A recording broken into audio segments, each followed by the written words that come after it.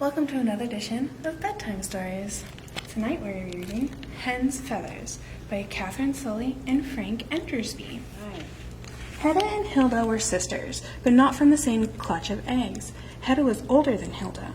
Hilda had plump, shiny black feathers, sunshine yellow legs and beak, and a beautiful red comb.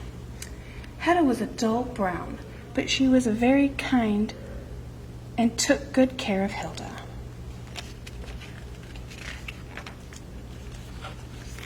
Every morning, long after the rooster had crowed, the hens all waddled out of their hen house looking for their breakfast. Hilda was very popular with the other hens. She was always in the middle of the crowd, clucking about this and that. On this particular morning, there was a new hen in the yard. She had fluffy white feathers. Soon, everyone crowded around to meet her. The new hen's name was Chantel. Everyone cooed and clucked.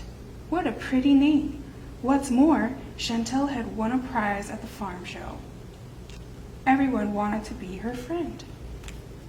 Except Hilda. Hilda sulked. Chantel's prettier than me, grumbled Hilda, and she's more popular.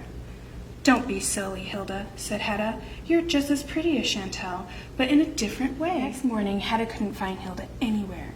Then she spotted the other hens all crowded around Chantel. She went over to see if Hilda was there. You'll never guess what, Chantel was saying. The fox is back. There was no sign of Hilda. Now Hedda was really worried. Hilda could be in big trouble if the fox was back. Hedda rushed all around the farmyard, looking for Hilda. Have you seen Hilda? She asked the pig, but he was too busy eating to reply. Have you seen Hilda? She asked the farm cat, but she was too rude to even reply. Have you seen Hilda? She asked the rooster. She was around here earlier, he crowed, disturbing me while I was preening my feathers. Hedda went back to the farmyard just in time to see Hilda. She had rooster feathers stuck to her head and tail was all strutting around the hen house. The other hens were giggling behind their wings. Even Hedda had to admit Hilda looked silly.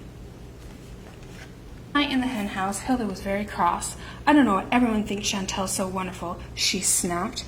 Hedda looked at her sister. Chantel is a very nice hen, Hilda, said Hedda. Just because her feathers are perfect, grumbled Hilda.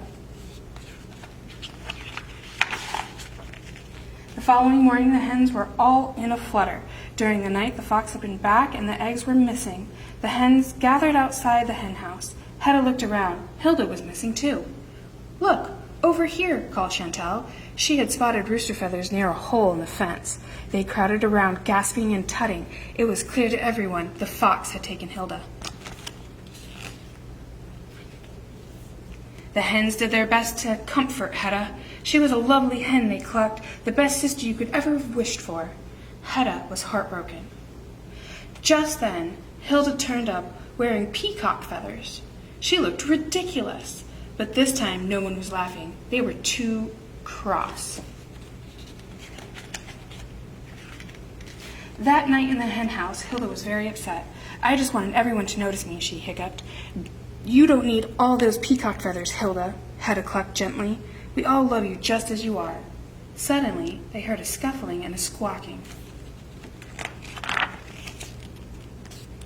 Hedda and Hilda rushed out of the hen house to find Fox with Chantel in his mouth. As quick as a flash, Hilda plucked a long peacock feather from her tail and tickled the fox's nose. The fox froze, his nose twitched, and his eyes squeezed shut, and achoo! Chantel shot from his mouth and escaped. The next morning, the hens gathered to hear all about the night's events. Hedda smiled to herself as she spotted Hilda. In the middle of the crowd was her sister with her wing around Chantel. And that's the best use for a peacock feather I know, clucked Hilda as she told the story to her crowd of admirers one more time.